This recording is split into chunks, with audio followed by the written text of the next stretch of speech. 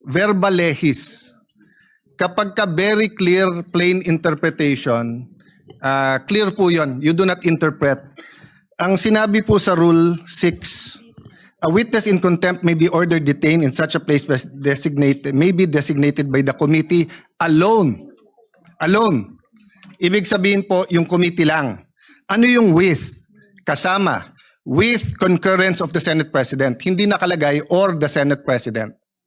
So you ask all the lawyers here, they will tell you, ang ibig sabihin nito, pwedeng kumuha ng concurrence or pwedeng hindi. Yun yung or. Hindi po to committee or the Senate President. That's why if you go to the last paragraph, the order may be lifted by the chairman with the concurrence of the Senate President. The Senate President cannot lift ang nakalagay doon with the concurrence. Hindi rin pwedeng yung committee. So na-violate po rules natin because it was not the committee alone. As I said, personally, I don't take it against the Senate President nung unang araw na pag-upo niya. Kasi unang-una po, kakapalit lang ng Senate President. Pangalawa, tumawag yung speaker, nagkaroon ng debate.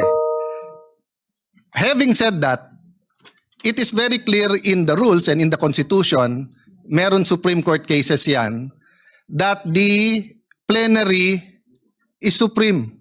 Even the Senate President said, di ba, primus inter pares, he's just the first among equals. Equal tayo lahat. But of course, he